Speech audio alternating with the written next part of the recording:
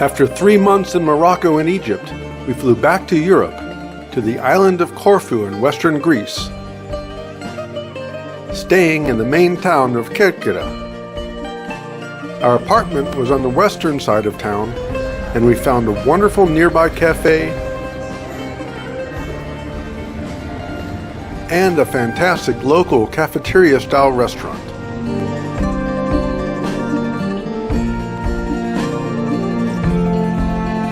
The delicious food was as close to Greek home cooking as we could find.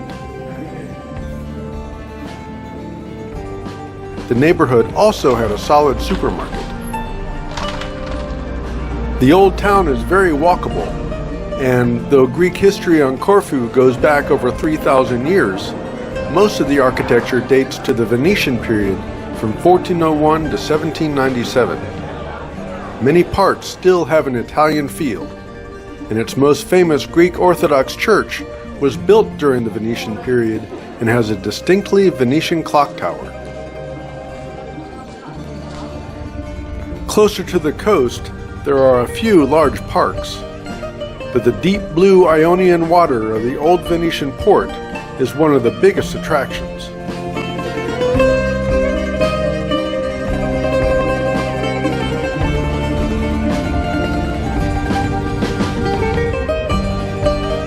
Corfu's location has been strategic for millennia, but it was critical for the Venetians against the Ottoman Empire.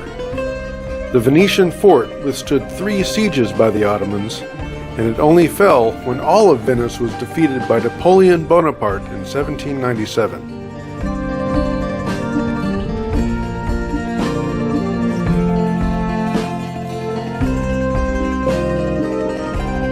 On the other side of Kerkira, the new port is a popular cruise ship destination, and it's good to avoid Old Town on mornings when cruise ships are docked.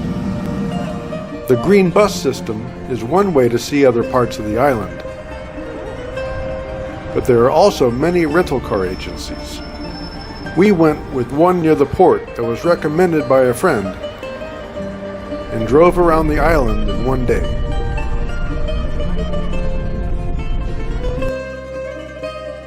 Inland Corfu has rugged, mountainous terrain and lots of small villages. Our first stop was the seaside resort town of Sidari, which has a natural cove and beach named the Canale tu Irota, or Canal of Love.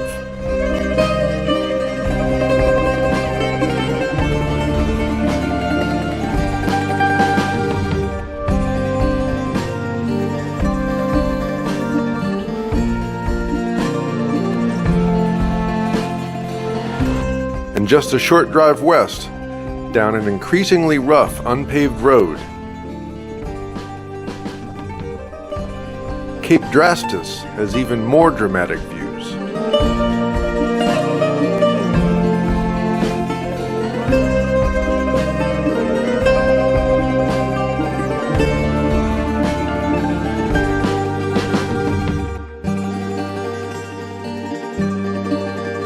Afionas is a small village with a big parking lot.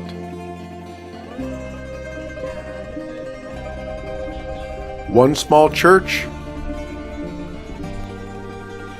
and a memorial to a local Navy officer who died during a 1996 territorial dispute between Greece and Turkey. Walking through Afionas Old Town, it's clear why it's a popular spot to park.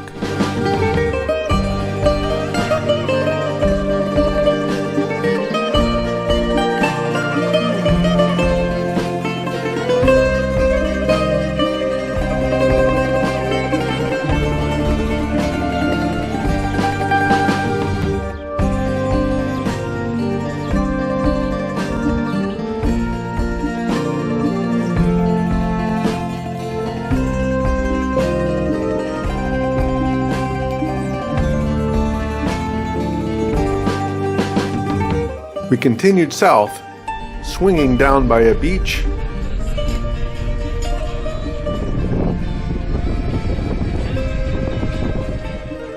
and up to a viewpoint that looked back toward Afionas.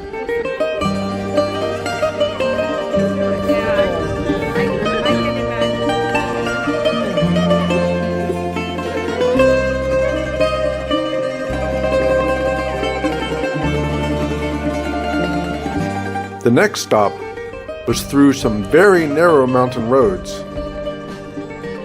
to a hillside monastery that was still closed when we arrived.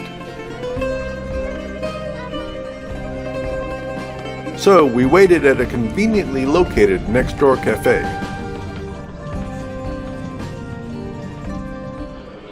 The monastery itself was idyllic.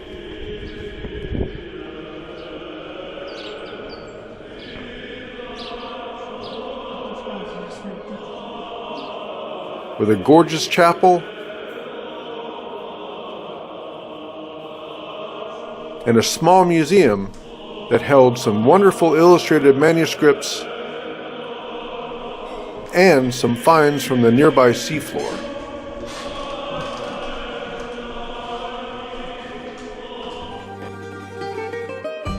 And finally, a quick stop to Corfu's most popular beach,